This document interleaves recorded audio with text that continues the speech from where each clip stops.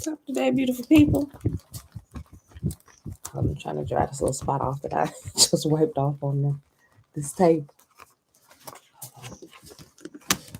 Today, take care, hey. Make sure my boot don't get stuck.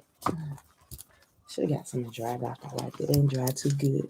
Top of the day, beautiful people. I know I'm running behind. Sorry for retarding this today. Okay, let's get started. Anyway, happy Wednesday, everybody. Happy Wednesday. Auntie.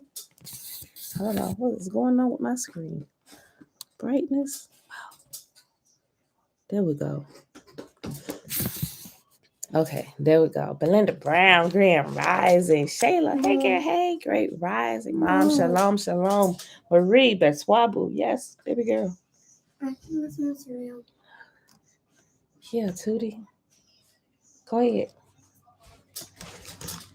All right, beautiful people. Happy Wednesday. Happy Wednesday. It is January the 26th, 2022, day number 14 of year 4 of reading through the books of the law and the prophets and of the 4-year consecutive day count, day 1032.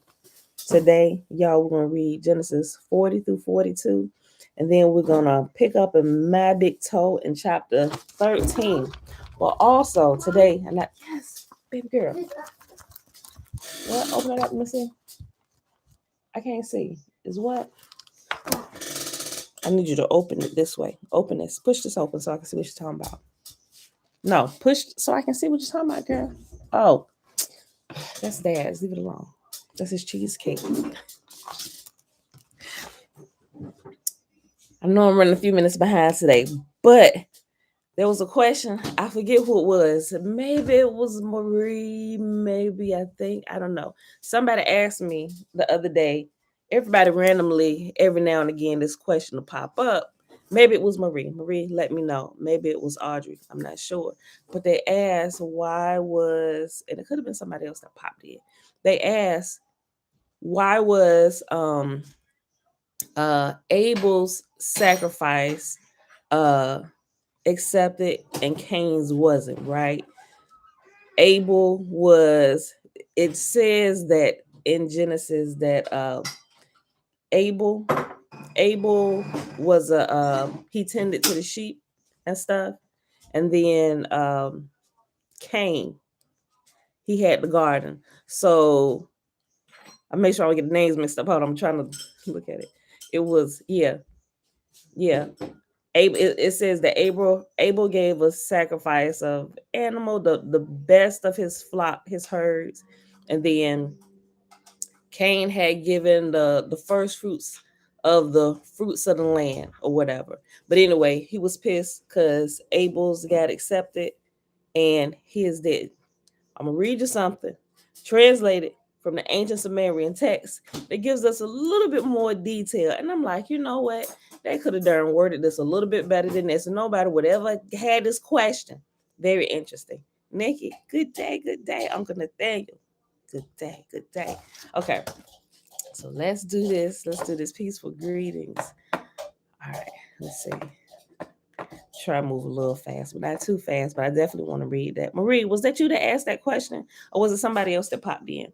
I want us to go back to the video because I couldn't remember if it was yesterday's video or day before yesterday, or the last day was here because it wasn't here on Monday. Was it you, or was it somebody else that asked the question? Mom, yes, Tootie. I did. I took it out. Robert, Betswabu.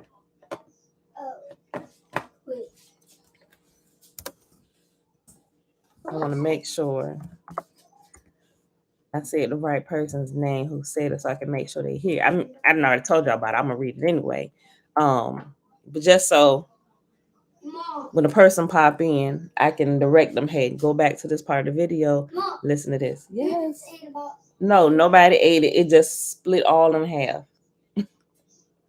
Yeah, when I was taking it out the pan, it split all in half, Tootie. We'll discuss it. Why is this too heavy? No, that other one is too heavy. Linda, shalom. Oh. Mm-hmm. Well, this is not. Okay. Not you. It wasn't you. Okay, Audrey, was it you?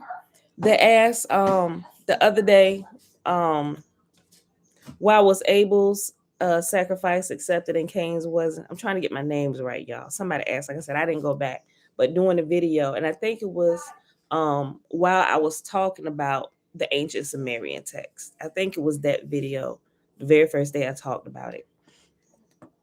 Audrey, was it you? No, darn it, it was somebody. I gotta go back because I think a couple new people had come in that day. Okay, so I gotta go back and I'm gonna look. It was you, MP. Oh, thank you. It was you. Okay. All right. So I'm glad you're here. Okay. Okay. So you heard what I said. Okay. So I'm gonna read it. All right. Let's get started with the this Shema.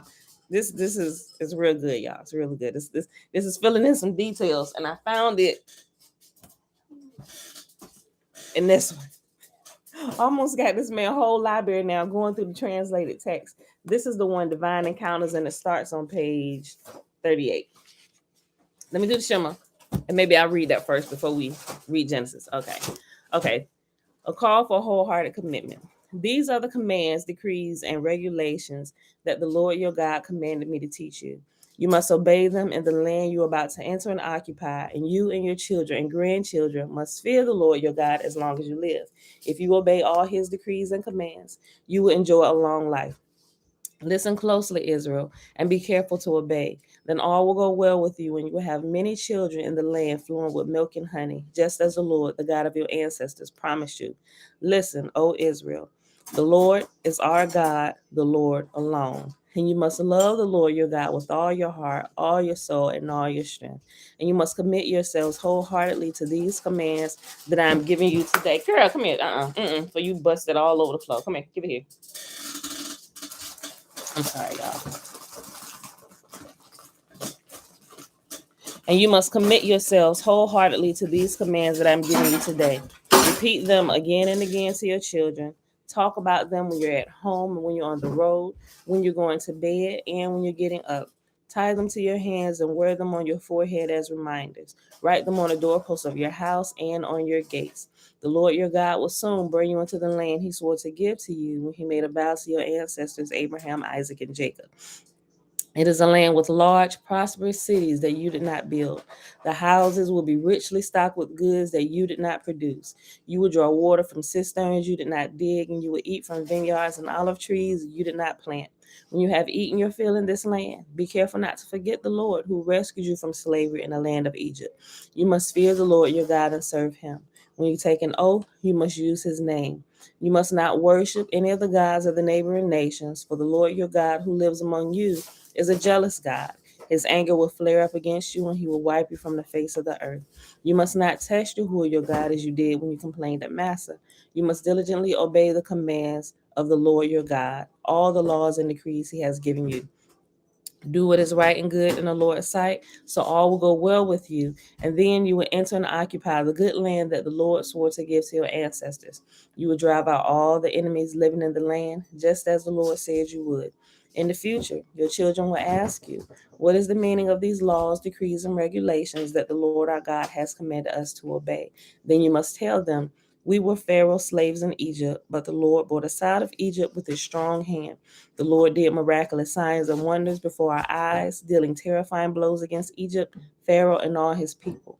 He brought us out of Egypt so he could give us this land he had sworn to give to our ancestors. And the Lord our God commanded us to obey all these decrees and to fear him so that he can continue to bless us and preserve our lives as he has done to this day. For we will be counted as righteous when we obey all the commands the Lord our God has given us. All right, beautiful people. Uncle JB, shalom. Okay, Yahuwah is one. Oh, great spirit, fill us and guide us. Hallelujah. Okay, look, so listen. Let me just go ahead. I was going to wait till I'm done, but I'm just going to read it now because I'm super excited about it. Hold on. It's filling in a portion that we already read, so I think it's appropriate before we read on a little bit further in Genesis 40. Okay, so I found it in Divine Encounters. This is a guide to visions, angels, and other emissaries. And so this is talking about some of the angelic encounters in the Bible and kind of filling you in on some of the backstories of what's going on, right? And bringing out things that seem kind of off. with what they had given you. And clearly, if we reading through it now, like I said before, it's like, there, it's still some strange going on in the Old Testament. Some things are just not being explained fully, right? And you can tell when the tone changes. Okay, look, so I'm gonna just hop right to it. So on page 30, let me say, y'all, I'm gonna just go ahead and tell y'all, I'm late because I overslept, because I was up so late reading and going through stuff. I set my clock. For 6. I was like, we're just gonna do it a little bit later. I'm gonna get up at 6. I set the clock for 6. I heard it go off in my dreams, and I hit it and fell back to sleep. And yeah, and that was all she wrote. And that's why I'm like, okay. So on page 38 of this, hold on. Right here, yeah, okay. Reading the biblical and extra biblical records in light of Sumerian sources will greatly add to our understanding of those prehistoric events. We have already examined. Yes, baby girl. Okay. Hold on. Let's do this. Now look at my ass. Yo, where is it when your prophecy is read? Okay, I can't get that song out of my head. In Kanto. All right, listen. Okay. We have already examined such sources in respect to the tale of the creation of the Adam and Eve. I'm sorry, of the Adam and of Eve and the Garden of Eden. That was like this whole first like 38 pages getting into the details of that. We'll come back to that because we're gonna get into it when we read through the what you call it in a few days. But I just had to bring this out. Hey, turn it down a little bit. We have already examined such sources in respect to the tale of the creation of the Adam and of Eve and the Garden of Eden. Let us now examine the Cain Abel tragedy. Why did the two feel obliged to offer the first fruits or yearlings to Yahweh? And we're going to get into that, the name Yahweh and all that stuff, right? But just pay attention to this little story. Why did the two feel obliged to offer the first fruits or yearlings to Yahweh? Why did he pay heed only to the offering of Abel, the shepherd?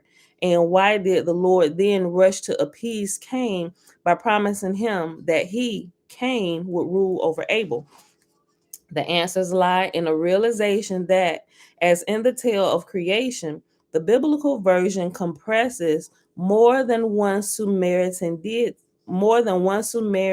deity into a single monotheistic one. Sumerian texts include two that deal with disputes and conflicts between farming and shepherding. They both hold the key to an understanding of what had happened by going back to a time before the domestication of either grains or cattle, a time when grains had not yet been brought forth and had not yet vegetated, when the lamb had not yet been dropped. There was no she-goat. But the black-headed people, and it's going to explain who the black-headed people were at creation, my G. But the black-headed people had already been fashioned and placed in Eden. And Eden spelled here is Edin. It's going to bring the differentiation earlier, but I think it's also talked about in what we're going to read as well. So I won't get into all of that. I just want to point that out for now. But the black-headed people had already been fashioned and placed in Eden, so the Anunnaki decided to give Namlu Galu, civilized mankind, the knowledge of and tools for the tilling of the land and the keeping of the sheep, not, however, for the sake of mankind, but for the sake of the gods, to assure their satiation. And remember, Anunnaki is yes. Look, you have to break that. You have to break that. That. Go ahead. Okay. Look, you can break that down. And guess what? What? And I opened it. It's too hard. Okay, don't worry about it. We'll fix it. Okay, so remember, Anunnaki or Anunnaki is those who came from heaven, right? That's what they call them. Those who came from heaven. Oh, the Anunnaki, those who came from heaven, right? Okay. get into that too, but just for the sake of it, because the name out. Oh, there you go, getting into the space crap. It simply means those who came from heaven, which the Bible talks about and call angels or the sons of God. Yes. Okay, Tootie. Okay, look, Carol, listen, look. I'm already running behind. All right, go ahead. Good. Okay.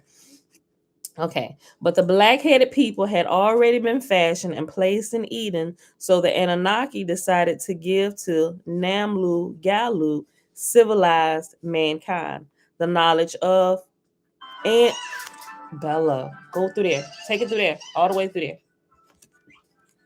The knowledge of and tools for the tilling of the land and the keeping of the sheep, not however for the sake of mankind, but for the sake of the gods to assure their satiation. The task of bringing forth the two forms of domestication fell to Enki and Enlil. They went to the Duku, Du period Ku. They went to the Duku, the purification place, the creation chamber of the gods, and brought forth Lahor, which means woolly cattle, and Anshan, which means grains. For Lahor, they set up a sheepfold. To Anshan, a plow and yoke they presented. Sumerian cylinder seals depicted the presentation of the first ever plow to mankind. And it says, look at figure 13a, which is, you may not be able to see it because it's so small, but hold on. Right there, I'm showing it to Facebook first.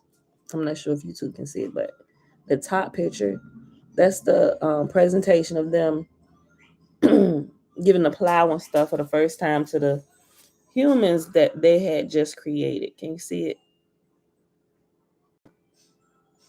I know it's real small, so you have to maybe like screenshot it, then blow it up and look at it. But when you look at it, you can clearly see what's going on in the picture. Okay. Hold on.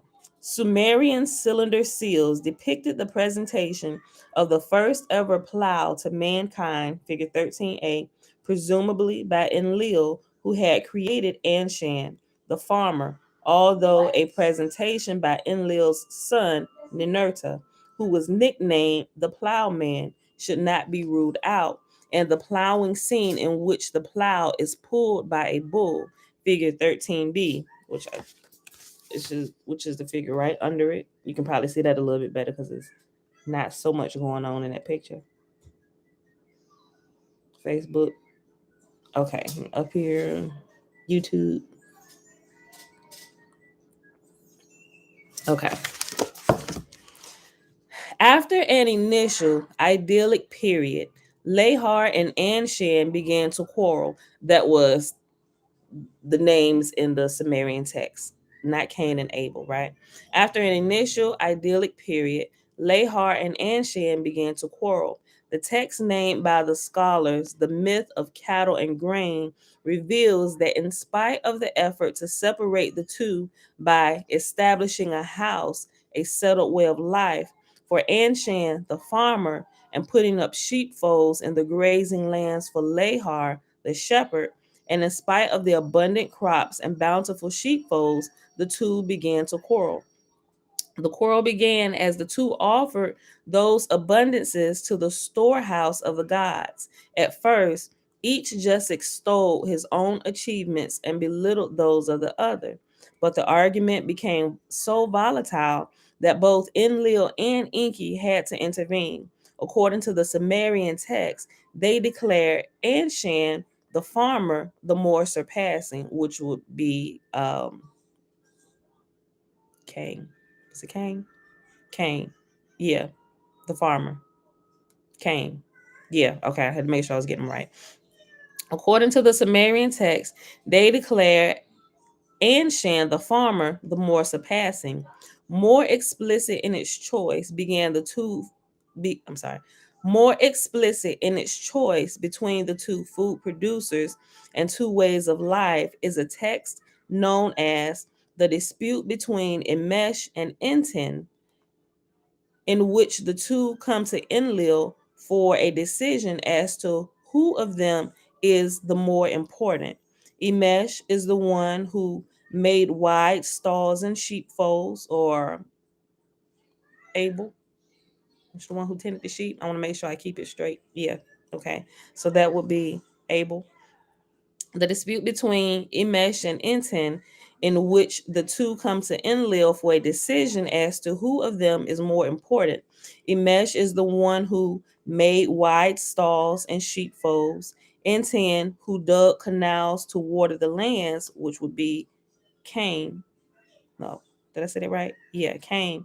Intan, who dug canals to water the lands, asserts that he is the farmer of the gods, bringing their offerings to Enlil. Each seek to be granted primacy. Etan boasts of how he made farm touch farm. His irrigation canals brought water in abundance, how he made grain increase in the furrows and be heaped high in the granaries.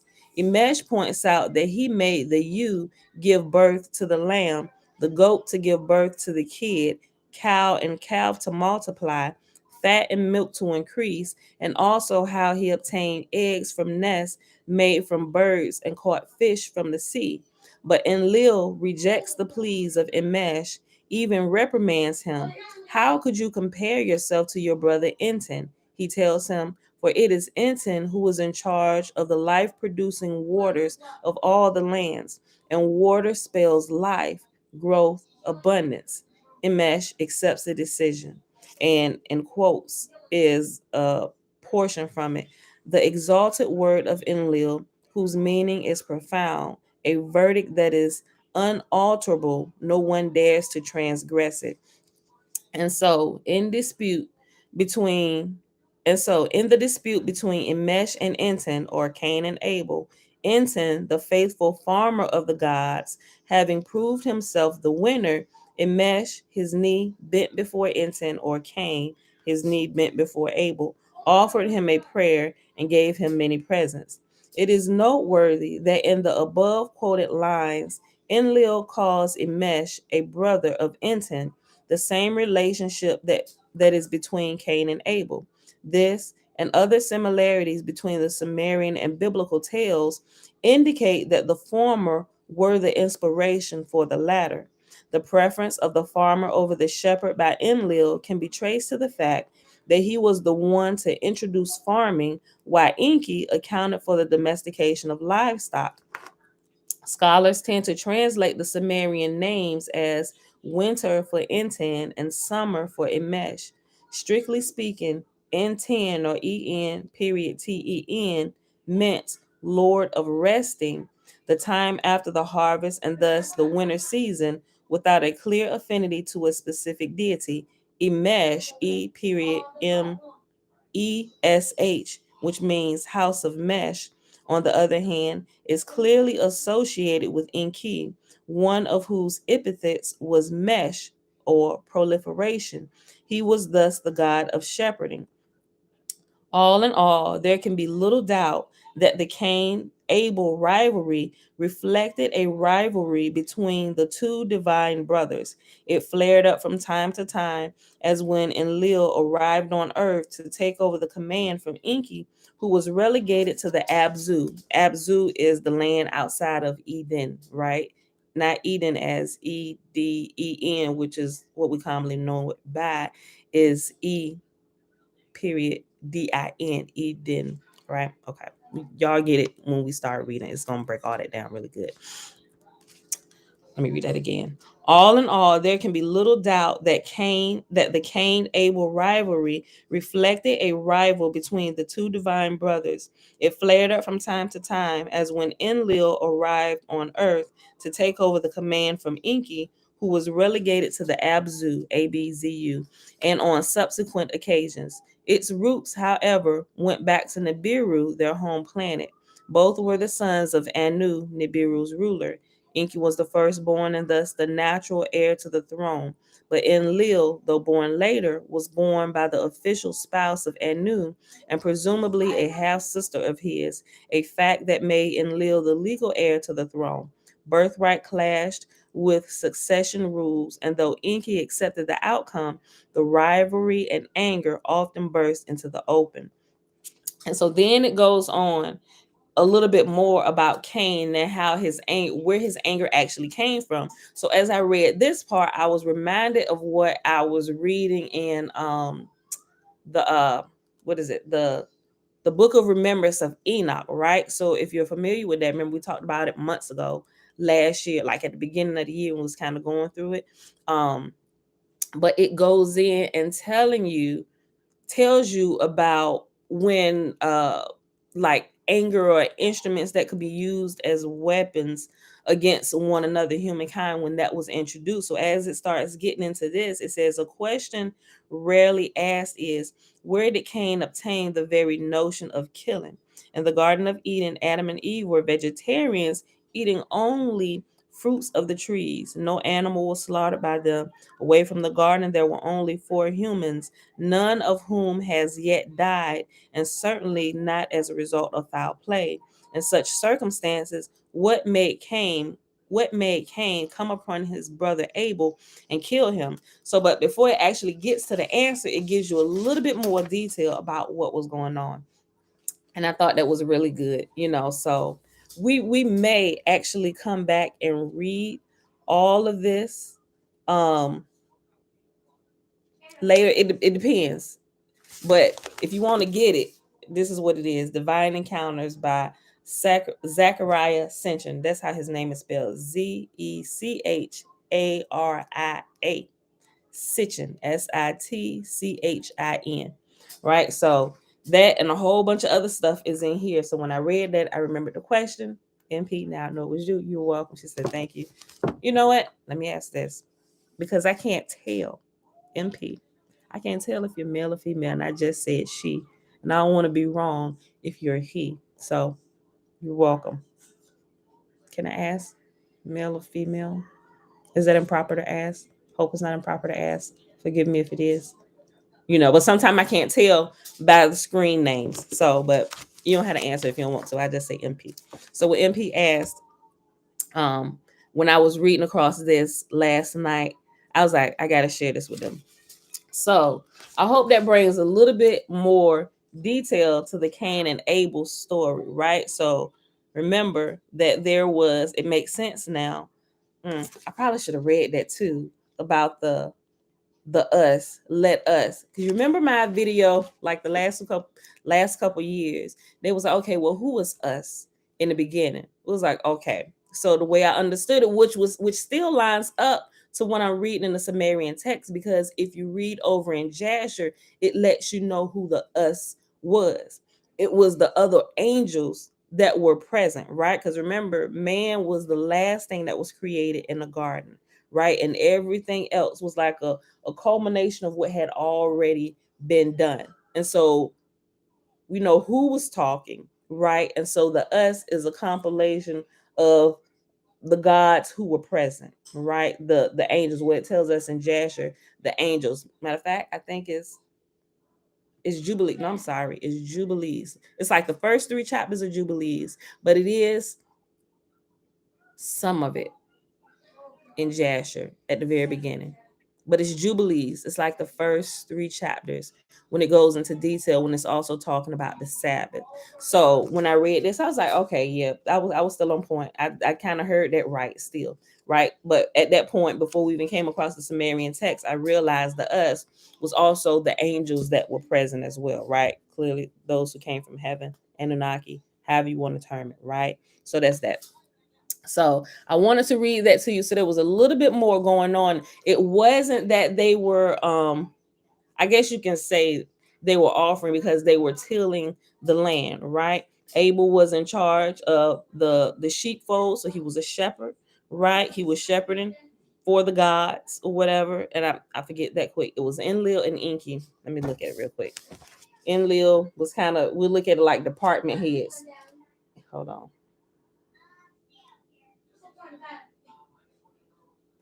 Enlil. Okay, Enlil, who had created Anshan, the farmer. Okay, so Enlil was in charge of the farmlands and the fruit from the ground. So, um, yeah. So what? Cain was the farmer. Yeah. Yeah, Cain was the wait, am I saying it right? The animals. Yeah, yeah. Enlil, so it would be Enlil, and Cain was the farmer. And then Abel was a shepherd, which would be Enki. Enki was the head of the department of the animals. I'm still getting the names mixed up, y'all. Hold on. Let me make sure I got that right.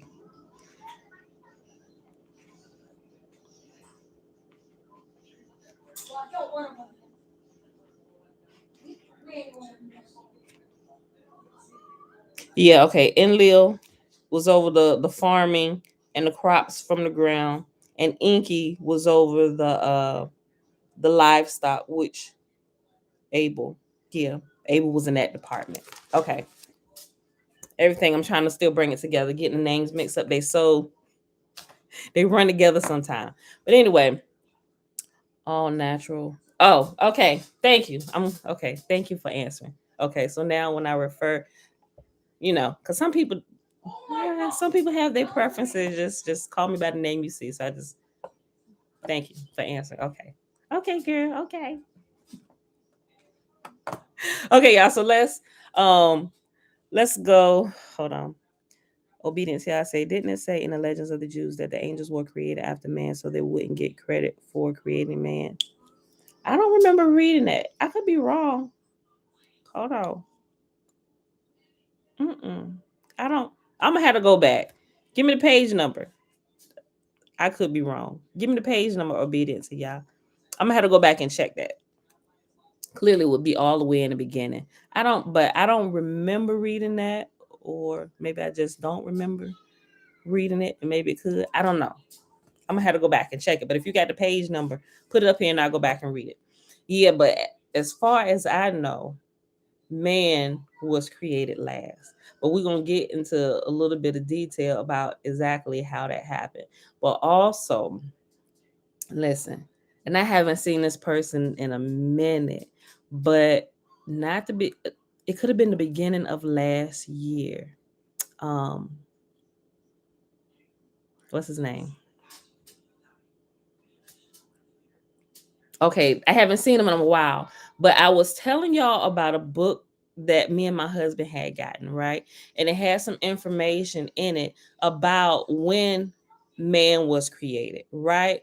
So, but some of the information I was like, I'm not going to quite share the name of the reference with you yet because I haven't gone all the way through it, and there was some things in there that seemed kind of suspect to me, but it was given more detail at the time, the information that was suspect to me was the creation of man, which was giving me the feels of the Sumerian text. I'm like, what? No, that can't be. That ain't what the Bible say. That ain't what Enoch say. But it was given a little more detail, which is lining up with the Sumerian text. And now I'm like, holy crap. I hadn't had this all this time. And I put it down because I thought it was heresy, right? I was like, why we even order? We ordered it because the another version of the book of Enoch was in it. It was comprised within it, and like the more information about the watchers and the giants and like the wars that was going on. So when I started coming across, and this was a year ago, y'all, we could have been in the Sumerian text like a year ago. But when I was looking, I was like, oh no, that ain't what the Bible say. This is who wrote this. Yeah, this is the book of Enoch, but what is all this stuff? I ain't familiar with this. And I just kind of grazed through it, but it was information there about how the humans, like details about how the humans were actually created. I'm like, that seems interesting. I'm like, and if that is true, that would be amazing. But I'm like, yeah, the Bible don't say nothing about that. So just go ahead and close that. And I had started talking about it like the day I had started talking about it, the next day is when I started looking over a little bit further in the book and found that information because I said that I'm gonna share this with y'all. Then I was like, hold up, I'm not gonna share it just yet because I don't want to throw nobody off. And I came across some information that's inside of it that I'm not quite sure of just yet. Now I can vouch for the book of Enoch in it, but some of the other stuff in there, I was like, so I'm gonna hold off on sharing that particular reference with you, right? So, but that person I have, like I said, I haven't seen them in a while. They may come in and out. Their schedule may have changed, but they asked a couple times, can you please share that reference? I was like, I ain't gonna share with y'all yet because of this. But now that I done read the Sumerian text, I thought about early last year when I had mentioned it to y'all in that book. I'm like, holy crap, this is what was in there, and it was given, and I forget the name of it, but it's compiled of like the Watchers, the Wars of the Gods, the Book of Enoch. Now I can clearly see why all that was comprised together. It was given translations from the Sumerian text that I was not familiar with, nor was I looking for at the time, nor had I been introduced to it enough yet to where I could even make the links. But it's been here in my house over a year. Boy, I tell you, some things be right under your nose. Okay, my bad. They were created after the first day, so they wouldn't get credit for. Let's go ahead and read through this. Um, Genesis chapter 40. Joseph interprets two dreams. Sometime later, Pharaoh's chief cupbearer and chief baker offended their royal master. Pharaoh became angry with these two officials, and he put them in the prison where Joseph was, in the place of the captain of the guard. They remained in prison for quite some time, and the captain of the guard assigned them to Joseph, who looked after them. But while they were in prison, Joseph's cupbearer and baker each had a dream one night, and each dream had its own meaning. When Joseph saw them the next morning, he noticed they both looked upset. Why do you look so worried today? He asked them. They replied, we both had dreams last night, but no one can tell us what they mean. Interpreting dreams is God's business, Joseph replied. Oh, that's amazing. I ain't even got to that part because it's actually going to be talking about this, but I ain't really got into the details of it yet. But we can come back and talk about it as we move down the line. What was the book? This one, Divine Encounters, a guide to visions, angels, and other emissaries by Zachariah Sincher. And I'll leave the.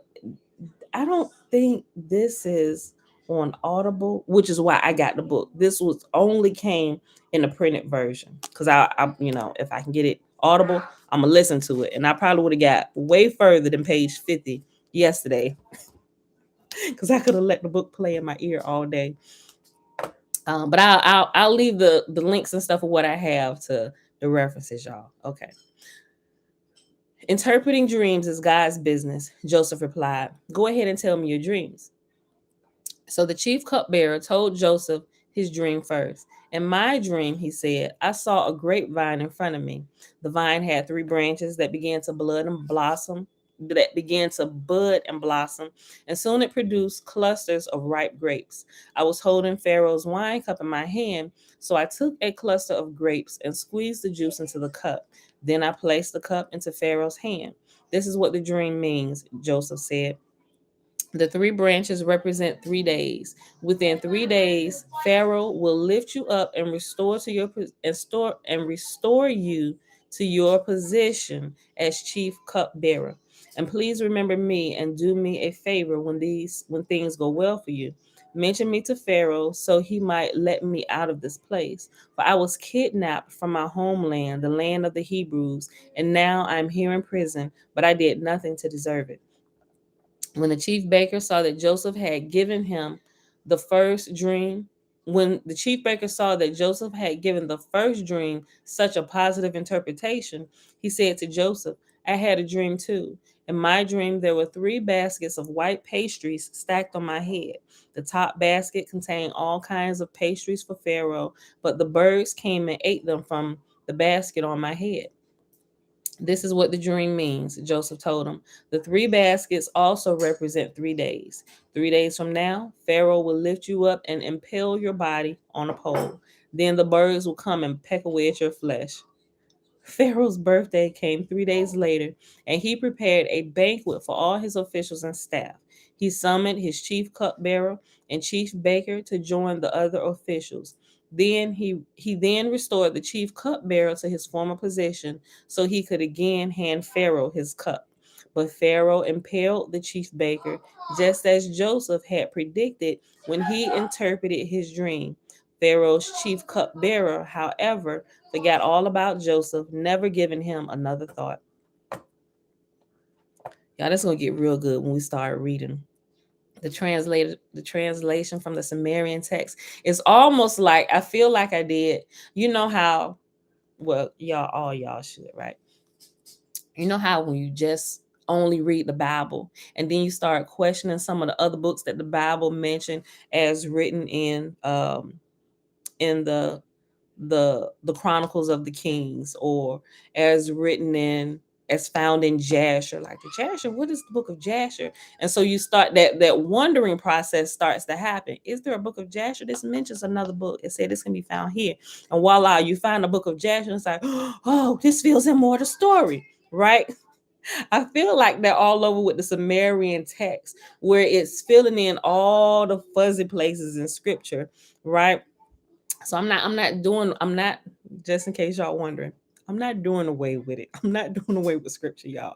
But what I am doing, what we are doing, is we filling in those fuzzy places with more information that we have. Granted, it was all taken and copied from the Sumerian text, right? So we kind of got half-cocked information. So now we're gonna fully cock, if that's such a thing. We're gonna fully cock the information we got by going to the original source where all the Bible was taken from, and Jasher and all this other stuff, because you can find pieces of all of them in the Sumerian text. So by reading through the Sumerian text, it brings everything in its proper perspective, right? The Bible, Jasher, Jubilees, all of these things. And the big missing picture is the angelic portion, what we would call, the Christians would call, the angelic portions of it. We can see it happening scattered throughout the biblical text, right?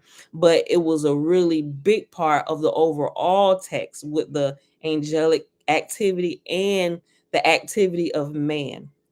So they just kind of cut it down, made it seem like this was, and they changed it into one God all the way through, to made it seem like every, unless he was fighting against somebody else that wasn't lining up to what he was doing, and make it just seem like it was just one.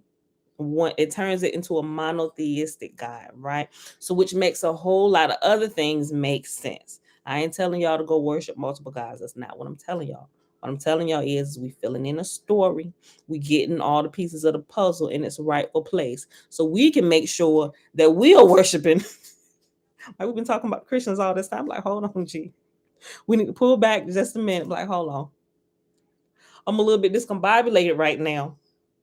I need to make sure that I'm worshiping the right God. So while we're pulling the information together, please forgive me if I may say something offensive. My heart is to do what's right. We're just trying to figure this out, right?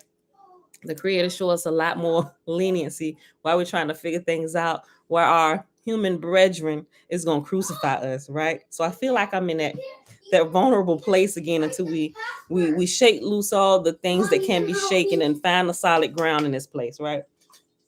Okay. So I'm not, just for those that have been wondering. I think Dana made a joke when she said, Devon said Pam gonna end up chucking the Torah all together. It was funny, but that I'm not gonna do that. Not at this point. But we are filling in the information that we have, because clearly the information that we had up until this point, where before we even heard of Sumerian text, our information was still incomplete. Okay, so just in case you were wondering, we're filling in bits and pieces. So stay in class, y'all. We walking through this together. Pharaoh's dreams, Genesis 41. 2 full years later, Pharaoh dreamed that he was standing on the bank of the Nile River. In his dream, he saw 7 fat, healthy cows come up out of the river and begin grazing in the marsh grass. Then he saw 7 more cows come up behind them from the Nile, but these were scrawny and thin. These cows stood beside the fat cows on the riverbank. Then a scrawny, thin cows ate the 7 healthy, fat cows. At this point in the dream, Pharaoh woke up, but he fell asleep again and had a second dream. This time he saw 7 heads of grain, plump and beautiful, growing on a single stalk. Then 7 more heads of grain appeared, but these were shriveled and withered by the east wind. And these thin heads swallowed up the 7 plump, well-formed heads. Then Pharaoh woke up again and realized it was a dream. The next morning, Pharaoh was very disturbed by the dreams, so he called for all the musicians and wise men of Egypt. When Pharaoh told them his dreams, not one of them could tell him what they meant. Finally, the king's chief cupbearer spoke up. Today I have been reminded of my Pharaoh. I'm sorry. Today I have been reminded of my failure, he told Pharaoh. Some time ago, you were angry with the chief baker and me, and you imprisoned us in the palace of the captain of the guard. One night, the chief baker and I each had a dream. Each dream had its own meaning. There was a young Hebrew man with us in a prison who was a slave of the captain of the guard. We told him our dreams, and he told us what each of our dreams meant.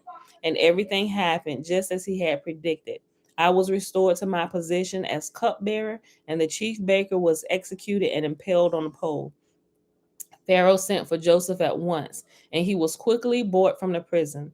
After he shaved and changed his clothes, he went and stood before Pharaoh. Then Pharaoh said to Joseph, I had a dream last night, and no one here can tell me what it means. But I have heard that when you hear about a dream, you can interpret it. It is beyond my power to do this, Joseph replied, but God can tell you what it means and set you at ease. So Pharaoh told Joseph his dream. In my dream, he said, I was standing on the bank of the Nile River, and I saw 7 fat, healthy cows come up out of the river and begin grazing in the marsh grass. But then I saw 7 sick-looking cows, scrawny and thin, come up after them. I've never seen such sorry-looking animals in all the land of Egypt. These thin, scrawny cows ate the 7 fat cows, but afterward you wouldn't have known it, for they were still as thin and scrawny as before. Then I woke up. In my dream, I also saw 7 heads of grain, full and beautiful, growing on a single stalk.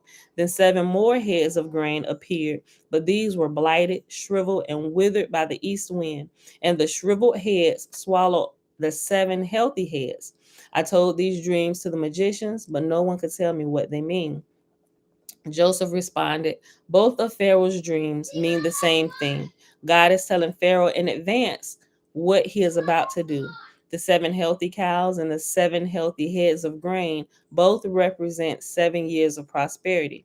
The 7 thin, scrawny cows that came up later and the 7 thin heads of grain withered by the east wind represent 7 years of famine. This will happen just as I have described it, for God has revealed to Pharaoh in advance what he is about to do. The next 7 years will be a period of great prosperity throughout the land of Egypt. But afterward, there will be 7 years of famine so great that all the prosperity will be forgotten in Egypt. Famine will destroy the land. This famine will be so severe that even the memory of the good years will be erased. As for having 2 similar dreams, it means that these events have been decreed by God and he will soon make them happen. Therefore, Pharaoh should find an intelligent and wise man and put him in charge of the entire land of Egypt. Then Pharaoh should appoint supervisors over the land and let them collect 1/5 of all the crops during the 7 good years. Have them gather all the food produced in the good years that are just ahead and bring it to Pharaoh's storehouses. Store it away and guard it so there will be food in the cities. That way, there will be enough to eat when the 7 years of famine come to the land of Egypt. Otherwise, this famine will destroy the land. Joseph made ruler of Egypt. Joseph's suggestion, Joseph's suggestions were well received by Pharaoh and his officials. So Pharaoh asked his officials, can we find anyone else like this man, so obviously filled with the Spirit of God? Then Pharaoh said to Joseph, since God has revealed the meaning of the dreams to you, clearly no one else is as intelligent or wise as you are. You will be in charge of my court, and all the people will take orders from you. Only I, sitting on my throne, will have a higher rank than yours. Pharaoh said to Joseph, I can't put you in charge of the entire land of Egypt. I'm sorry, I read that completely wrong. Pharaoh said to Joseph, I hereby put you in charge of the entire land of Egypt. Then Pharaoh removed his signet ring from his hand and placed it on Joseph's finger. He dressed him in fine linen clothing and hung a gold chain around his neck. Then he had Joseph ride in a chariot reserved for his second in command. And wherever Joseph went, The command was shouted, "Kneel down." So Pharaoh put Joseph in charge of all of Egypt. Hey, son. And Pharaoh asked him, and Pharaoh said to him, "I am Pharaoh, but no one will lift a hand or foot in the entire land of Egypt without your approval." Then Pharaoh gave Joseph a new Egyptian name, Zaphenath Paneah. He also gave him a wife, whose name was Asenath. She was the daughter of Potiphar, the priest of On. So Joseph took charge of the entire land of Egypt. He was 30 years old when he began serving in the court of Pharaoh, the king of Egypt. And when Joseph left Pharaoh's presence, he inspected the entire land of Egypt. As predicted, for 7 years, the land produced bumper crops. During those years, Joseph gathered all the crops grown in Egypt and stored the grain from the surrounding fields in the cities. He piled up huge amounts of grain like sand on the seashore. Finally, he stopped Finally, he stopped keeping records because there was too much to measure. During this time, before the first of the famine years, two sons were born to Joseph and his wife, Asenath, the daughter of Potiphar, the priest of On. If y'all don't turn that down in there, thank you. Joseph named his older son Manasseh, for he said, "God has made me forget all my troubles and everyone in my father's family." Joseph named his second son Ephraim, for he said, "God has made me fruitful in this land of my grief." At last, the 7 years of bumper crops throughout the land of Egypt came to an end. Then the 7 years of famine began, just as Joseph had predicted. The famine also struck all the surrounding countries, but throughout Egypt there was plenty of food. Eventually, however, the famine spread throughout the land of Egypt as well. And when the people cried out to Pharaoh for food, he told them, "Go to Joseph and do whatever he tells you." So, with severe famine everywhere, Joseph opened up the storehouses and distributed grain to the Egyptians, for the famine was severe throughout the land of Egypt. And people from all around came to Egypt to buy grain from Joseph because the famine was severe throughout the world.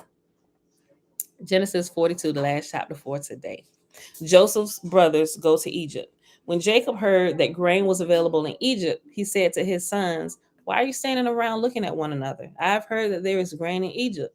Go down there and buy enough grain to keep us alive. Otherwise, we'll die." So Joseph's 10 older brothers went down to Egypt to buy grain, but Jacob wouldn't let Joseph's younger brother Benjamin go with them for fear some harm might come to him. So Jacob's sons arrived in Egypt along with the others to buy food, for the famine was in Canaan as well. Trina, hey girl, hey. Since Joseph was governor of all Egypt and in charge of selling grain to all the people, it was to him that his brothers came. When they arrived, they bowed before him with their faces to the ground. Joseph recognized his brothers instantly, but he pretended to be a stranger and spoke harshly to them. "Where are you from?" he demanded. "From the land of Canaan," they replied. "We've come to buy food." Although Joseph recognized his brothers, they didn't recognize him, and he remembered the dreams he'd had about them many years before. He said to them, "You are spies. You have come to see how vulnerable our land has become." "No, my lord," they exclaimed. "Your servants have simply come to buy food. We're all brothers, members of the same family. We are honest men, sir. We are not spies." "Yes, you are," Joseph insisted. "You have come to see how vulnerable our land has become." "Sir," they said, "there are actually 12 of us. We, your servants, are all brothers, sons of a man living in the land of Canaan. Our youngest brother is back there with our father right now, and one of our brothers is no longer with us." But Joseph insisted, "As I said, you are spies. This is how I will test your story. I swear by the life of Pharaoh that you will never leave Egypt unless your youngest brother comes here. One of you must go and get your brother. I'll keep the rest of you here in prison. Then we'll find out whether or not your story is true. By the life of Pharaoh, if it turns out that you don't have a younger brother, then I'll know that you are spies." So Joseph put them all in prison for 3 days. On the third day, Joseph said to them, "I'm a God-fearing man. If you do as I say, you will live. If you are really honest men, choose one of your brothers to remain in prison. The rest of you may go home with grain for your starving families, but you must bring your youngest brother back to me. This will prove that you are telling the truth and you will not die. To this they agreed. Speaking among themselves, they said, "Clearly we're being punished because of what we did to Joseph long ago. We saw his anguish when he pleaded for his life, but we wouldn't listen. That's why we're in this trouble. Didn't I tell you not to sin against the boy?" Reuben asked. "But you wouldn't listen, and now we have to answer for his blood."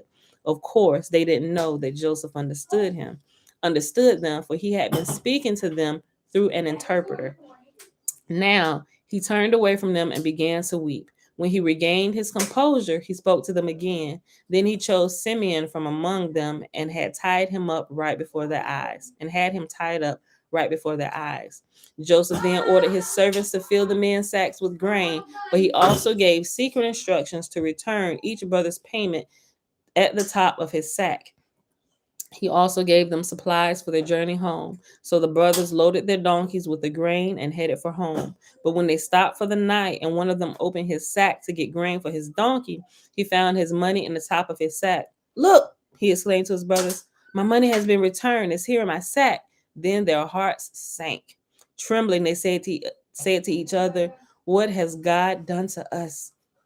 When the brothers came to their father Jacob in the land of Canaan, they told him everything that had happened to them. "The man who was governor of the land spoke very harshly to us," they told him. "He accused us of being spies, scouting out the land. But we said we are honest men, not spies. We are 12 brothers, sons of one father. One brother is no longer with us, and the youngest is at home with our father in the land of Canaan." Then the man who was governor of the land told us, "This is how I will find out if you are honest men. Leave one of your brothers here with me and take grain for your starving families and go home. But you must bring your youngest brother back to me. Then I will know that you are honest men and not spies. Then I will give you back your brother, and you may trade freely in the land." As they emptied out their sacks, there in each man's sack was a bag of money he had paid for the grain. The brothers and their father were terrified when they saw the bags of money. Jacob exclaimed, "You are robbing me of my children. Joseph is gone, Simeon is gone, and now you want to take Benjamin too? Everything is going against me." Then Reuben said to his father, "You may kill my two sons if I don't bring Benjamin back to you." Like, I don't know what they doggone reasoning is back in the day. Like, do the kids have no say so? Lot offered up his look. "I got two virgin daughters. You can take them. Just don't do nothing to the angels." "What, daddy?" Then Reuben said to his father, "You may kill my two." I would look. I'm like, "Look, daddy, I don't know how we're gonna work this out, but I ain't gonna kill my sons." Like, can you imagine? Can you imagine that reasoning today? I'm just saying. Then Reuben said to his father, "You may kill my two sons if I don't bring Benjamin back to you. I'll be responsible for him, and I promise to bring him back." But Jacob replied, "My son will not go down with you. His brother Joseph is dead, and he is all that I have left. If anything should happen to him on your journey, you will send this grieving, white-haired man to his grave." Yeah, Trina, they keep offering up their children, right? Yeah, but we're going to get into it. I'm so excited about this. Okay, so I know it seemed like we went extra long, but it's really just like normal time. And we really just, look, we got done with all that and reading the extracurricular stuff today to fill you in about what really happened between Cain and Abel, right? I'm thinking, did I finish my thought that I was saying about them before I started reading? That they weren't necessarily offering sacrifices, right? So from our understanding in Genesis, like, okay, Abel was the keeper of the flocks and Cain was the tiller of the land. So from what we understand by just reading the Bible, we think, okay, the time of the week year coming where we offer our sacrifice. Okay, I'm gonna take the first fruits of the land, all the fruits and veggies that I've harvested. I'm gonna take them and offer them to God. And then we have the thought that Abel, since he was the shepherd, he took and he slaughtered the first fruits of his flock. Right? That's the way the Bible has us thinking. When that's kind of like half-cocked information, it really is. Abel was the keeper or the shepherd, the tender of the flocks and stuff, but that's what his job was. That was his department. He was actually keeping he was in charge of the whole flock, the animal department, right? He was in charge of that, and Abel was in charge of the agriculture department, right? So there was a rival on whose job was more important, kind of like in almost kind of like the story in the New Testament. Tell of us let me make sure I get that right. Uh Hold on. Let me make sure I ain't mixing up the stories. It was the mom that said, hold on. I think I'm mixing the stories. I was about to tell you the story about the mom that prayed and what she asked JC if her two sons could both sit on the right hand. Okay, I'm mixing stories. Scratch that. There was a battle between whose department was better, right? Well, I tend to flock, so I'm better. So what I'm doing is more important. No, I'm the agriculturalist. I tend to land. I'm more important. They really need me, and so it was settled between the gods that well, first of all, not that we're trying to decipher who's better and who's not, right? But if we want to be real about it, right? The water is the life-giving source for everything, even for the animals. So technically, what it's crazy because the story gets flipped around, right? The story gets flipped around. It's technically that what who we would know as Cain in the Bible, it was because he was a tiller of the land and the water and everything. And Abel's flock, his flock was actually drinking the water that flowed. It seemed like the stories have been switched around, right? But if you go in and you read the full story, you will see it's weird how it happens. So we're still trying to figure it out.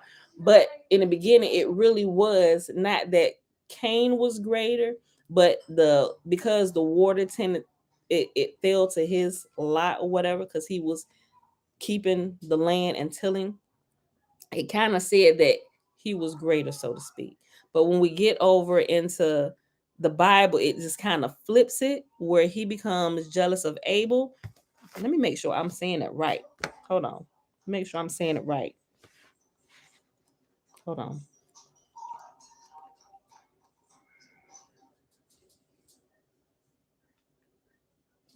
Hold on. Okay.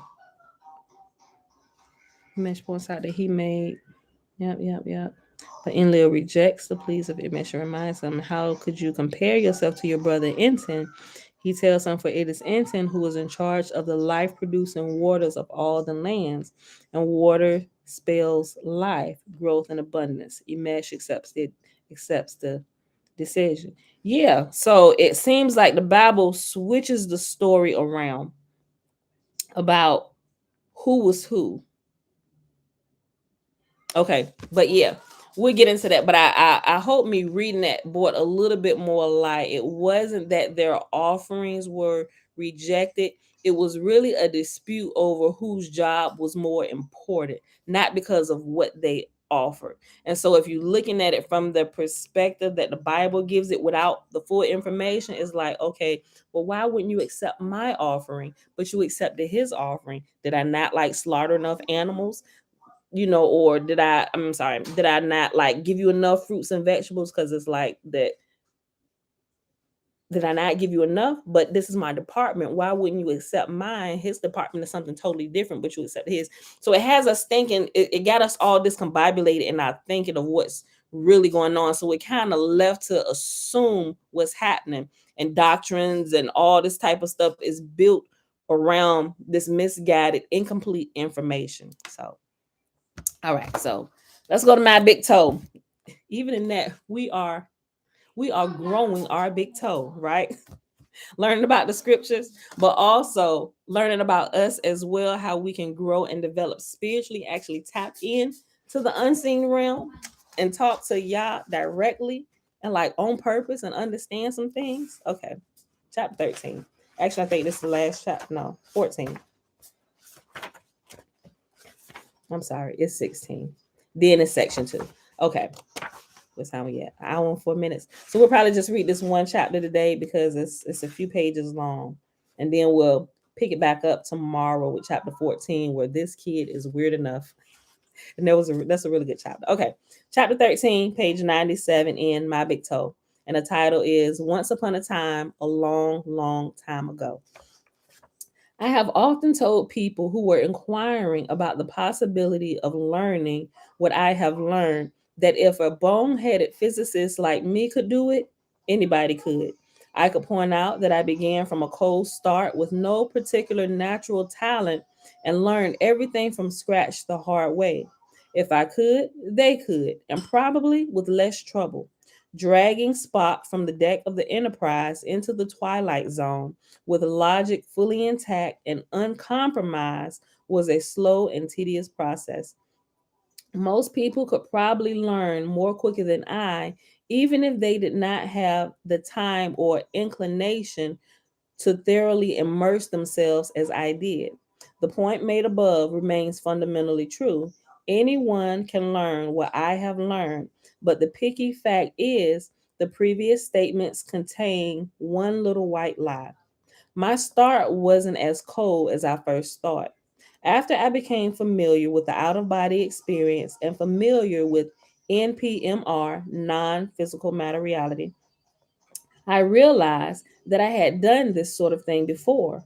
Old memories returned, clear as crystal, now that I had the knowledge and perspective to understand them. It's like you're waking up, right? You're remembering who you are. I love this book. Look, okay, I'll read that again. The point made above remains fundamentally true. Anyone can learn what I have learned, but the picky fact is the previous statement contains one little white lie. My start wasn't as cold as I first thought. After I became familiar with the out of body experience and familiar with NPMR, I realized that I had done this sort of thing before. Old memories returned, clear as crystal, now that I had the knowledge and perspective to understand them. That sentence reminds me of what I heard my uncle say a lot, and I think he here. He said, when a student is ready, the teacher will appear. Right. So just like he said here, old memories return crystal as I'm sorry, old memories return clear as crystal now that I have the knowledge and perspective to understand them. So now when you're ready to move to another level and your perspective is in its proper place, you've learned a little bit more. Now the teacher appears to guide you through this next phase. Okay, now you're ready for this. Okay, you understand a little bit more so we can take you just a little bit further, right? When the student is ready, the teacher appears. When I was between 5 and 8 years old, some friendly, non physical beings helped me get out of body. It was not a random prank, they had a purpose. At first, I played with it, slipping out through the wall of my second story bedroom and whooshing around the yard. They would get me out, and I would play and soar. I well remember the first time I found myself outside, floating a foot or two above the yard, gliding toward this monstrously thick hedge, and realizing that I did not know how to steer or stop. I grabbed my head and curled up into a ball, expecting a terrible and painful crash. To my utter amazement, I glided right through it and out the other side without interacting with it. Wow, neato. That was fun. Okay, so now remember when we started the book in the introduction, he talked about these little small triangles pointed to the right. He called those like side stories, but calls them asides. Okay, so here's our first one. A short aside follows to help you find the proper perspective.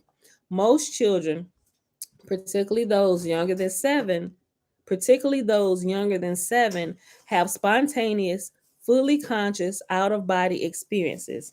Their parents tell them it's just a meaningless dream and they forget about it.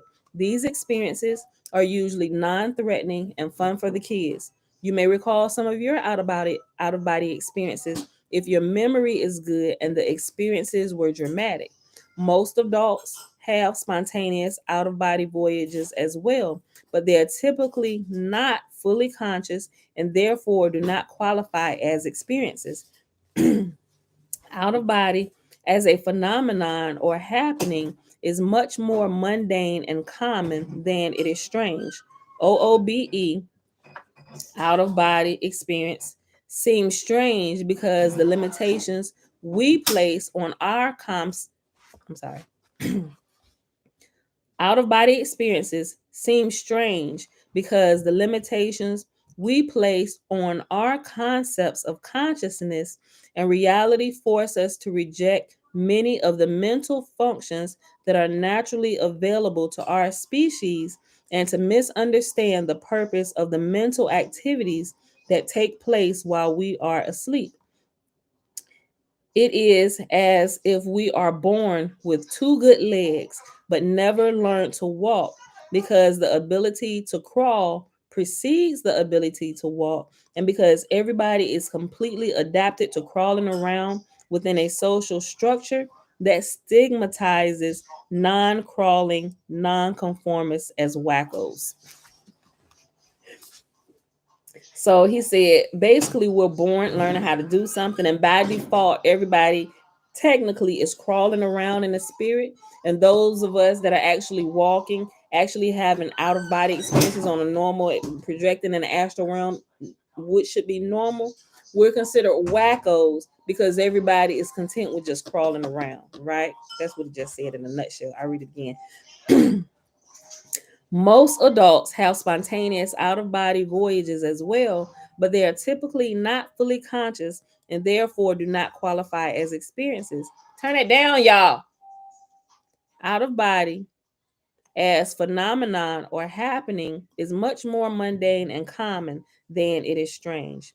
Out of body experiences seem strange because the limitations we place on our concepts of consciousness and reality force us to reject many of the mental functions that are naturally available to our species and to misunderstand the purpose of the mental activities that take place while we are asleep. It is as if we are born with two good legs, but never learn to walk because the ability to crawl precedes the ability to walk, and because everybody is completely adapted to crawling around within a social structure that stigmatizes non crawling, non conformists as wackos. And that's the end of the aside. Hey, what does that smell? What do y'all have? Nothing. Is that? Put that up. Is that cereal? No. What do you have? No. He just had ice cream. That's probably what I smell. Okay. Eventually, these helpful beings and I became conversant. How can I do that? Get out of body whenever I want to. I wanted to know. They taught me several techniques. I practiced diligently and got results. Each time I would lose consciousness for a few seconds, regain consciousness in the out of body state. I'm sorry, in the out of body state. I want to be conscious the entire time, I complained, thinking that I would prefer to be more self sufficient. You will not like it, they said. We black you out for a short time during the transition to make the process more comfortable. I want to do it anyways, I protested. They finally agreed. I immediately started applying one of the techniques they had taught me. As the here and now began to fade away into oblivion, a much fuller and richer awareness took root and began to blossom. Abruptly, my body began to vibrate.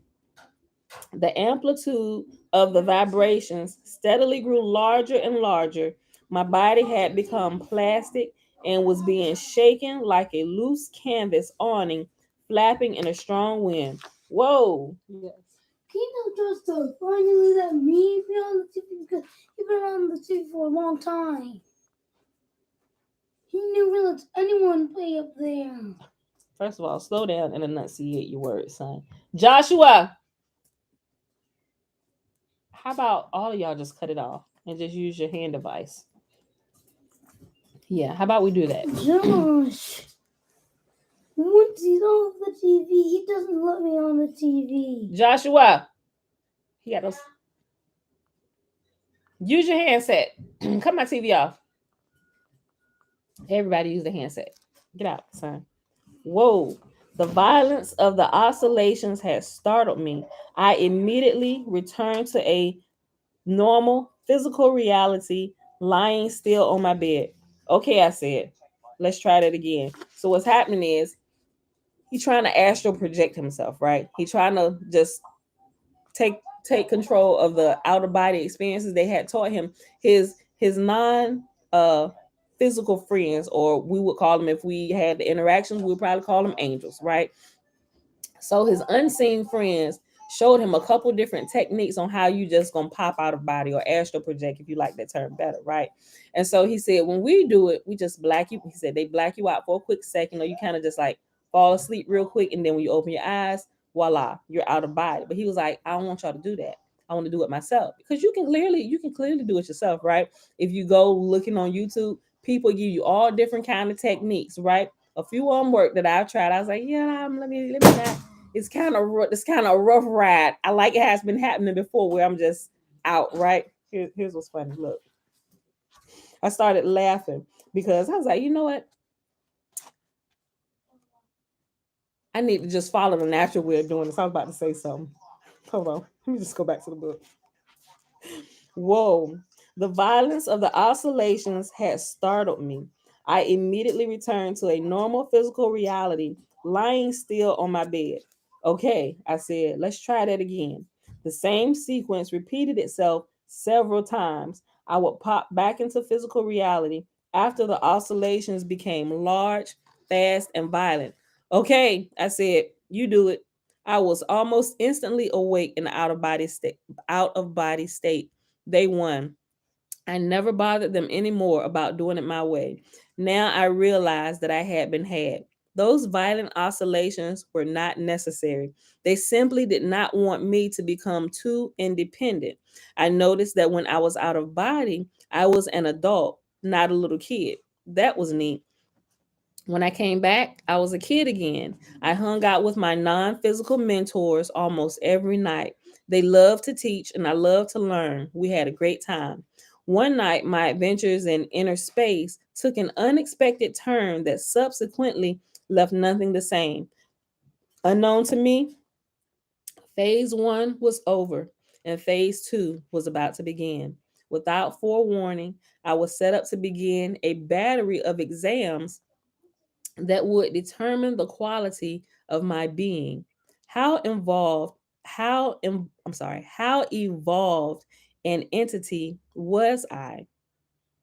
Yeah, how evolved an entity was I?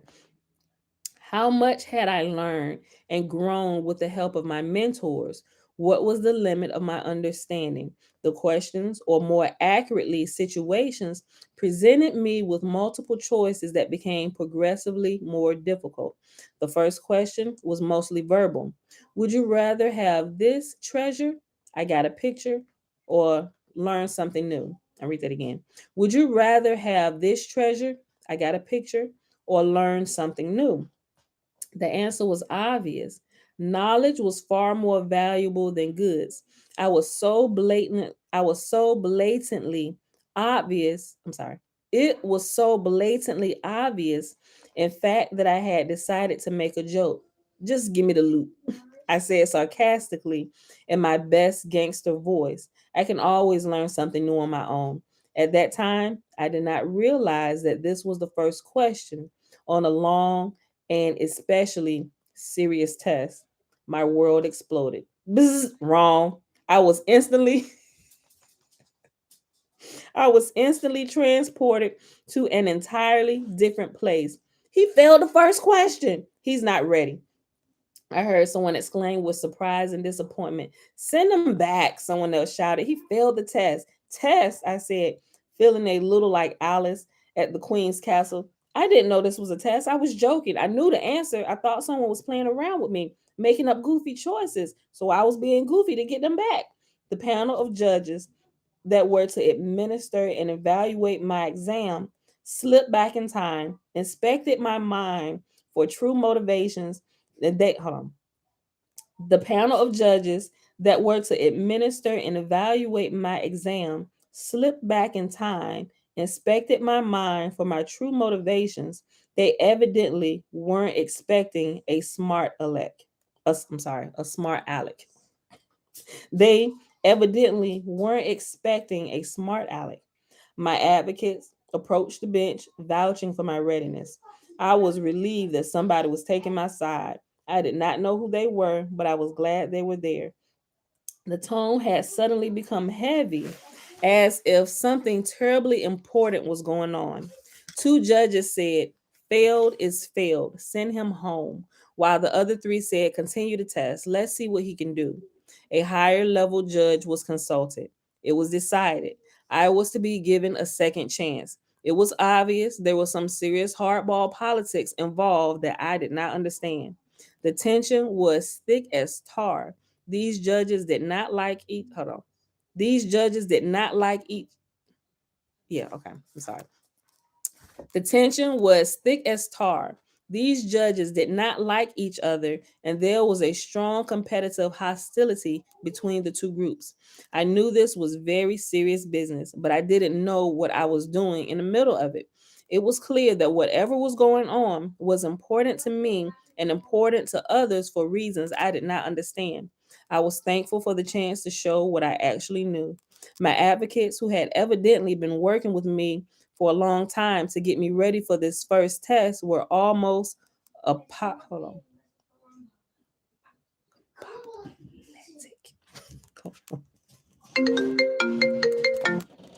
I'm sorry I had to sound this word out, y'all. I don't remember this word being said. I remember this test. Hold on. Okay. I'm sorry. I had to pronounce my words. Okay. My advocates, who had evidently been working with me for a long time, had to get me ready for this test. I'm still reading it wrong. I'm sorry. My advocates, who had evidently been working with me for a long time to get me ready for this first test, were almost apoplectic. Apoplectic. I'll look it up later. Their relief at my second chance was immense, but they remained worried. It was as if their most important plans, careers, and reputations hung in the balance, and there I was, a somewhat unpredictable, embodied, bone-headed human. Instantly, I was back in the test space. The first question was repeated. It was a precise replay of what I had previously experienced. I surmised that this was a fixed or standardized set of questions, and they had to restart the series from the beginning, even though the first question and its answer had been revealed. Question after question, situation after situation was put before me. I evidently did well because when you get one wrong, it's over. There were problems that tested ego and desire with sexual enticements, some of which were bizarre. There were choices between helping others and pursuing your personal path. They played to my emotions and ego, tried to instill fear, and probed how well I truly understood love. Eventually, I was clueless as how to approach the problem. It's almost like y'all watch oh, I love these series, the Divergent series. I actually listened, I ain't gonna say read, I actually listened to the entire book series. So it's kind of like I read, but I just listened to it. I listened to the entire series before the movie came out, right? So remember how they was going through those aptitude tests to find out which faction you would be a part of. And even after you got to your faction, there was still battery tests that they did. It's kind of like this. That's what this reminds me of, the test that they're giving. And even some of my dreams, I remember one, I was like, that definitely had to have been a test. So some dreams I have repeating, I was like, clearly I must have failed it. Once I began to understand some of this stuff, and then I started having repeating dreams again, things that I used to have when I was younger. I'm like, holy crap. Now that I understand this, so it will repeat a couple times and then I wouldn't have it again. Once I understood some of this stuff, I'm like, now so I began to look at my dreams just a little bit different because my dreams are definitely informative, right? They give me warnings about different things that could happen, could possibly happen, places I need to look. So I'm careful about my dreams and what they're actually trying to reveal to me. Look, eventually I was clueless as how to approach the problem. I went with my best guess, and the test abruptly ended. I was back in my body, turning, I'm sorry, I was back in my body, turning into a young kid again through my mental, though my mental space retained its adult nature while in the altered state. Geez, I thought, what was that about? As a kid, I often retained a clear memory of what happened for a short while at least, but I did not relate to it. At least 5 times since then, I have been hauled in front of panels of judges because of my unpredictable, quirky human nature. Thus far, I have prevailed. I must, as they say, have a rap sheet a mile long. Some 23 years later, the event that had jogged this childhood memory occurred. I was at Bob's house one weekend afternoon when he began to comment on a training exercise I had been involved in the night before. Regular training sessions designed to develop my effectiveness within non physical matter reality began again in earnest shortly after I resumed sentience within the larger reality.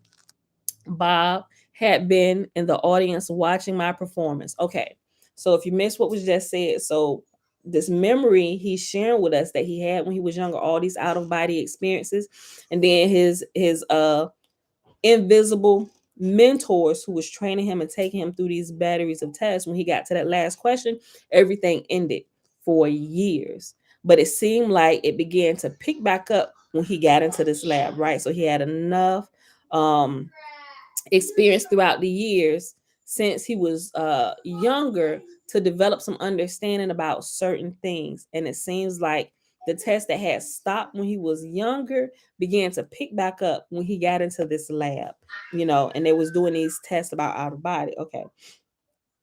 Some 23 years later, the event that had jogged this childhood memory occurred. I was at Bob's house one weekend afternoon when he began to comment on a training exercise I had been involved in the night before. Regular training sessions designed to develop my effectiveness within non-physical matter reality began again in earnest shortly after I resumed sentience within the larger reality. Bob had been in the audience watching my performance. Hey guys, calm down in there. Josh. Yeah, y'all loud. Thank you. Bob had been in the audience watching my performance. He was telling me about what I had done. I was surprised. Not that he could know, but because usually he was not involved in my out of body experiences. He knew every move I made and started kidding me about a show off display I had performed at the successful end of a particularly difficult series, the way football players sometimes dance in the end zone. We were laughing about it. When he told me about an especially difficult test he himself had recently been given, he started to describe it. After he described the third test in this long series, I stopped him. I knew something was up. Now it was my opportunity to puzzle him. My experiences of 23 years ago had come flooding back in a gushing torrent as he described the first 3 tests. I made him wait until I had collected my thoughts. I told him what the fourth test was. His jaw dropped. I had never seen Bob speechless before. I described the fifth test. He was dumbfounded. We went through the rest of the test, alternating who would give the description of the presented problems. Oddly enough, we had bombed out at the same place, but with different answers. Evidently, neither one was right, or that was the last question. Without a doubt, that was a standardized test. Since that time, I have run into several others who have experienced some sequence of events while in non physical matter reality that were identical in form, function, and content to the events I experienced. Back in the early 1950s, immediately after that first big test, I was put in regular training classes. Every night for almost a year, I was run through situations given jobs to do, and further tests by my trainers. I was never told what I was being trained for. I worked hard. After that first major evaluation almost turned catastrophic, I was serious. It was more work than fun. I was learning to control my mind, to manipulate non physical energy, to make right choices for the right reasons, to think fast and act fast. I was learning how to follow directions and to break old PMR or physical matter reality conceptual habits. I was becoming effective and efficient in NPMR, non physical matter reality. I was learning focus and control. Eventually, after much practice, I began to feel competent and strong, like an athlete ready to walk into the arena. One night, there was no more training. I would not resume the effort until some 20 years later, but I didn't know that then. And that is where we're going to pause at today, my beautiful people. We had an hour and 30 minutes. So I'll give a quick recap. You know what? It's only a page and a half, but it's like 2 pages. Let me read this so you will know what happens. That way I don't have to give such a big recap. Okay, I'm going to read this. Okay. So he just described what happened, and it's going to tell us why his training had to stop at that point until he got a little bit older and he was actually a nuclear physicist. Hey, babe, I thought you were Jeremiah. Oh wow! But I tell you, y'all from the side, y'all look exactly the same. I really thought it was him because he just come down here and take the trash out. Okay, the title of chapter 14 is "This Kid Is Weird Enough." It'll take me about 5 minutes and we'll be done. I did not know it, but my learning time in the non physical was about to come to an end for a long time. My mind would typically shift into adult mode as I drifted on the boundary between awake and asleep. It had been a week or more since my instructors had been by to take me to class, and for some reason, I had not gone on my own. Like he couldn't just go out of body on his own. It would seem like it wasn't happening, right? Okay. It had been a week or more since my instructors, his, the angels or his invisible friends, right? It had been a week or more since my instructors had been by to take me to class, and for some reason, I had not gone on my own. It was time to get back to it. I began to slip out of body unassisted by my instructors. Now it was easy. I wondered where my teachers were. Why hadn't they come? Oh, well, this would be fun, I thought with great anticipation. I paused for a moment.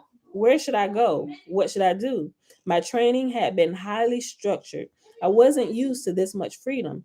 Perhaps they want to see what I would do on my own, I thought. I felt they were probably watching. Rather suddenly, someone stopped me cold in my tracks, forcefully shoving me back into my body. Hey, I said, what are you doing? You can't do that to me. Yes, I can. The reply came back in a firm, authoritative tone. In fact, he continued, I have been instructed to seal off this passage. You will no longer be allowed to exit your body. I'm like, oh, this is getting good. I'm like, what? They can do that? Clearly, of course they can do that. They control that realm.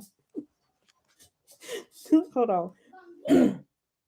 Hey, I said, what are you doing? You can't do that to me. Yes, I can. The reply came back in a firm, authoritative tone. In fact, he continued, I have been instructed to seal off this passage. You will no longer be allowed to exit your body. If this is a test, I don't get it, I thought to myself as I struggled to find the correct response. It was not a test. There were two of them, but only one spoke. Workers sent to close and seal the door on my experiences in non physical matter reality. Are you sure you have the right person? I challenged. This must be some mistake.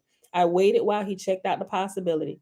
No mistake, he said, looking at his work order. You're the one. But why? I pleaded. You're a kid, aren't you? He said. Yes, but just my body, I replied. That has never been a problem before. So remember, he was a child when all of these out of body experiences was happening to him. So when it came to a stop, this is what they said. Let me go back. No mistake, he said, looking at his work order. You're the one. But why? I pleaded. Excuse me, let me get a sip of water. That sounds disgusting. Sorry.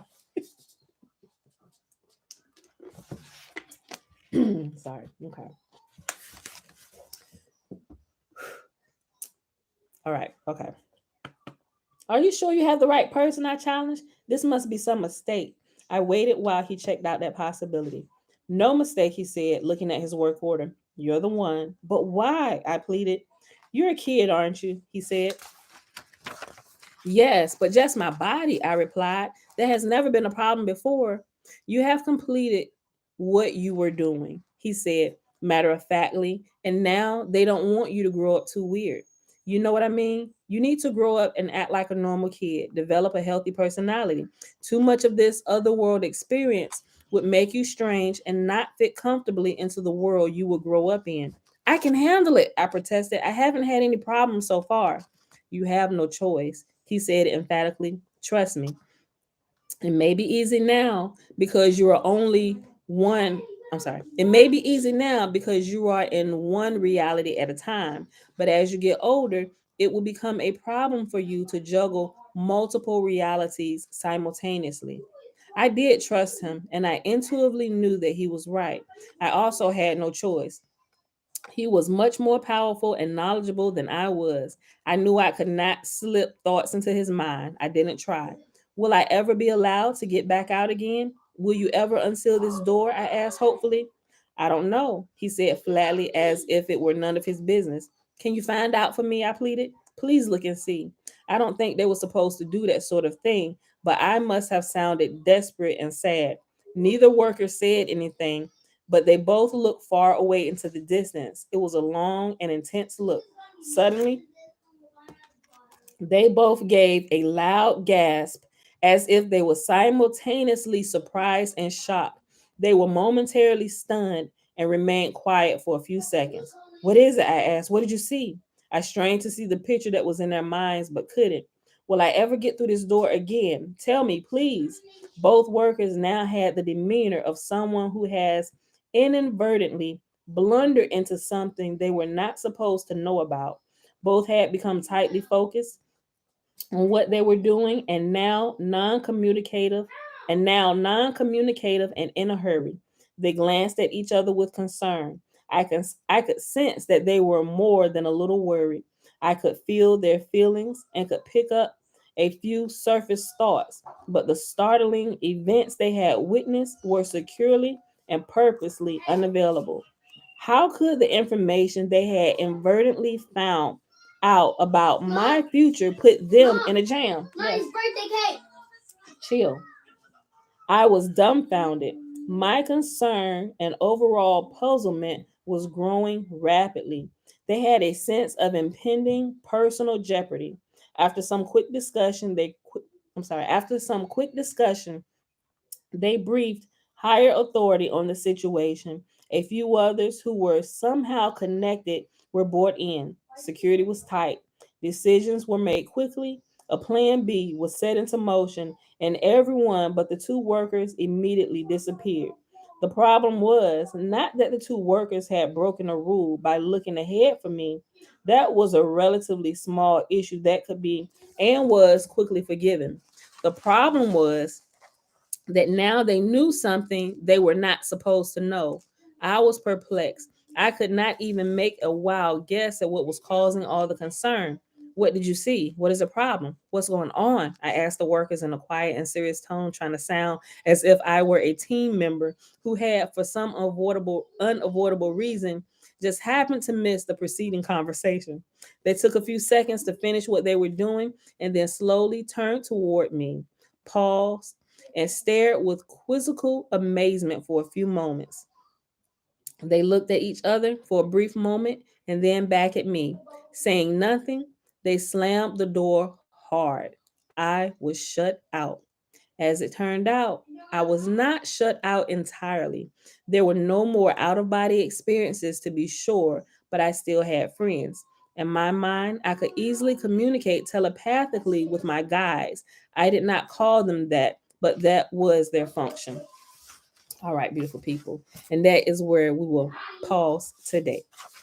So we'll pick this back up and it's going to give us more detail. And if y'all read ahead, y'all already know what's coming.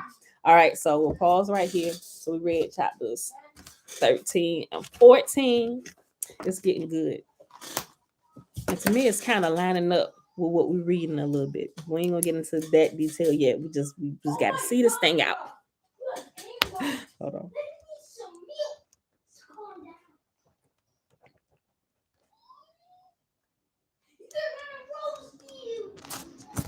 Nope, that's wrong. Let's see.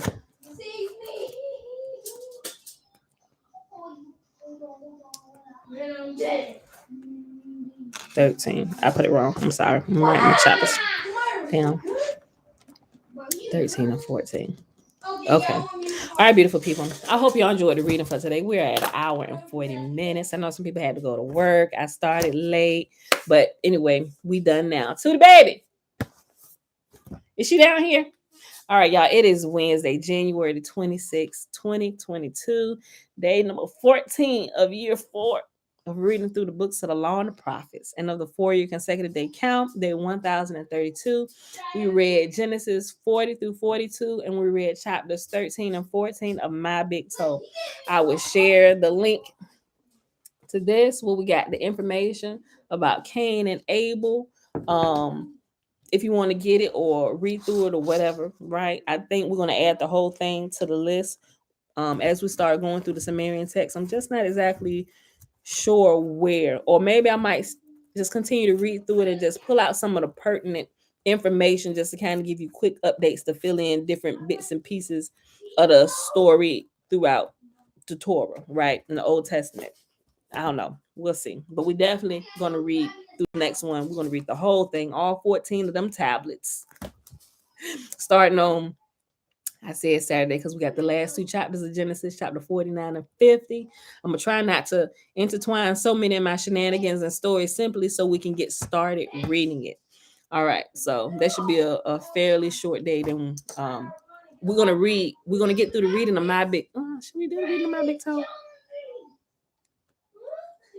I think we want to read My Big Toe before we get into the Sumerian text. That way it can be like the last thing that we're reading on Saturday. Yeah, that's what I think we'll do. We'll see. All right, but anyway, beautiful people. Bella ain't came down here yet. She might have went back upstairs. All right, so with that being said, I got to go. I actually have an appointment. I got to get out of here for. Got to go wait this long line. I hate when I had to go down to the VA office. They getting better about their time limit and wait and stuff. Okay, but that's why I gotta go. Gotta go down to Veterans Affairs and take care of some business. All right. I'm not thinking. All right, so I'm gonna go ahead and do the blessing since Bella not here. She ain't hear me, so we can go ahead and end this. We gotta go. All right, blessing is found in Numbers chapter 6, verses 22 through 27. And Yahuwah spake unto Moses, saying, Speak unto Aaron and unto his son, saying, On this wise ye shall bless the children of Israel, saying unto them, Yahuwah will kneel before us, presenting gifts, and will guard us with a hedge of protection. Yahuwah will illuminate the wholeness of his being towards us, bringing order, and he will provide us with love, sustenance, and friendship. Yahuwah will lift up the wholeness of his being and look upon us, and he will set in place all we need to be whole and complete. And they shall put my name upon the children of Israel, and I will bless them. God darn it, there's somebody not driving down the street running to somebody's trash can. That's why I look. They must have looked down at their phone or something. Not though, ran into the darn neighbor trash can with their car. That's why I paused. I was about to say something. Let me finish this. Oh, geez, people, y'all need to be paying attention when y'all ride down the residential streets. Don't be distracted by your phones. All right, beautiful people. That's it. We can go ahead and get out of here. I think I ain't had that many questions today. Dana, did she come in? I did see your text. I'm gonna respond to it. Okay, I think that was it though. Angela, shalom. I didn't see you come in. Angela, hey girl, hi, shalom, over on Facebook. Okay. Okay, Damien. Okay. All right, y'all. That's it. I'll see y'all tomorrow morning. I'm gonna be on time, bright and early, 7:15 a.m. Eastern Standard Time. Peace. Bye, y'all.